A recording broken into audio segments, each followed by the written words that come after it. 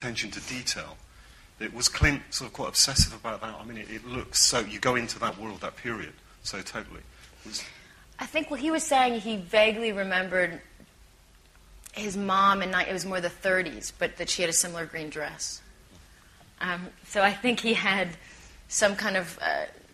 so it wasn't as much a duty to that time. It was really a love and an interest, and he grew up in Los Angeles, and it was more the history of Los Angeles, and I think everybody was kind of curious about that time. It's a very interesting time in Los Angeles, and even forgetting the corruption, just the detail of the 20s and what the 20s were like for people, and the red car, and the... But it was, he has a great team, and so it's Clint, but it's also the art director and the DP and everybody who just did their job so well, and the costume designer, just the detail everybody paid. There were things the costume designer had complete everything underneath my clothes, from the way they had their little bras to strap them down, or the little guard, or the things nobody would ever notice. But still there. Everything was precise. And I think that does something to a film when it's there. You could open up a drawer in her house and you'd find Life magazines from 1928 or whatever it might be. It was just nothing was done halfway. And the young lady there, second row first. Sorry. Hi, Angelina. Talking about Code 12, I mean, that was difficult subject matter in itself. Did you learn about any other cases of misjustice that you found quite interesting about people being locked up? No, I didn't find anything, not a specific case I followed, just kind of the list of the types of women which are in there, which we represented in the film. But I'm sure you could look into it, and I'm sure there is a story, there, because there were so many cases of the woman who was a prostitute who would then get beaten up by the John, and turns out he was a cop, and so then she was locked away forever. And then there, or the wife that stood up against her husband, and he was a cop, so she suddenly is in a mental institution for the rest of her life, and things like that. That was just, so each of them, I'm sure, extraordinary stories.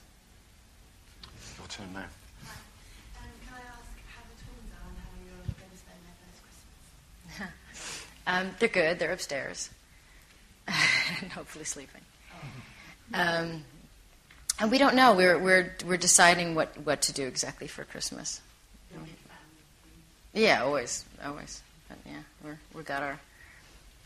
we're trying to figure it out. We've got our plans. We've got our mom and dad plans. And do you get any sleep on Christmas Eve with so many excited children? we're usually exhausted from that at that point.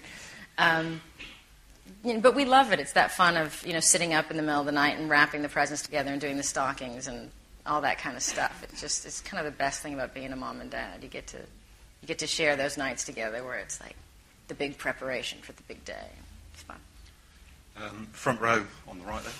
There's a lot of speculation, obviously, about how many Oscar nominations the film might get.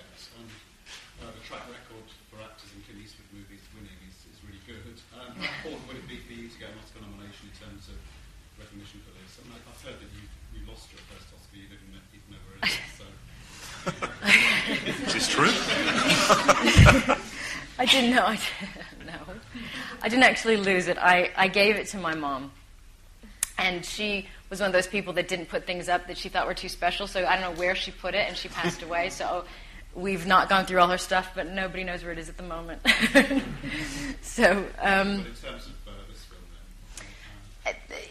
then? Anything that acknowledges a film that you are proud of and you worked hard on means a great deal to everybody that worked on it. But at the same time, if nothing's ever acknowledged, you're just as proud, and you worked just as hard. So. I'm going to go right to the back there, the young lady. Hi, it's Ruth from Fire.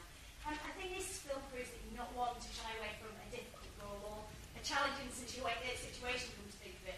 Do you ever have days where you just think, I can't be bothered today, or put my pyjamas on, watch TV and read a book?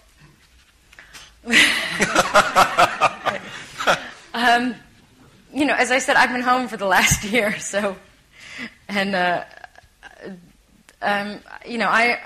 I spend a lot of time at home just doing, I don't tend to watch a lot of TV, but I tend to be in pajamas and do a lot of coloring and things like that with the kids. Yeah, I do. I'm going to go to Colin. Given the subject matter of this extraordinary woman bringing down a ministry sequestration and also the vile guy that kills up to 20 kids. Why do you think this case is? I mean, none of us in this room, I don't think, had heard of it at all. Why has it been shrouded in mystery? Did you know anything about it? No. It is bizarre. It was.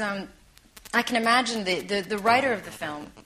I had a friend, I think, that worked in a library who kind of called him and said, "We've got all these old discs of all the old front pages of LA Times, and you curious to see him?" And he thought, sure. And he went in, and you can imagine what he must have felt when he started to put the discs in the front page of so many of them were the Collins case. And then he'd look more, and then it would be now she's in, she's missing, and now she's in, and then now there's a slaughterhouse of all these children, and it's kind of unbelievable that it hadn't been done before, and it was an amazing discovery, I'm sure, sitting alone in that room for that guy with all those different papers.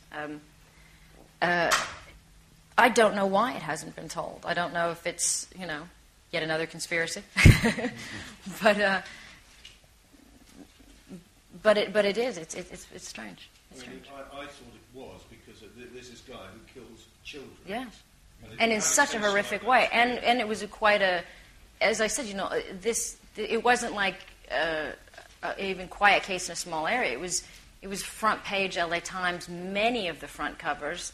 It was a giant case. He was murdered. He went to he had the death penalty.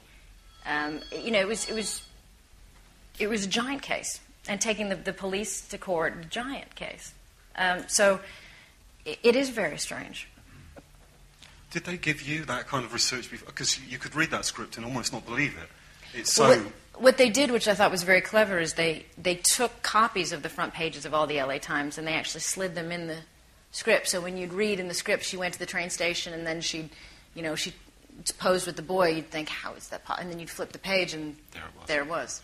So that was a very smart thing to do.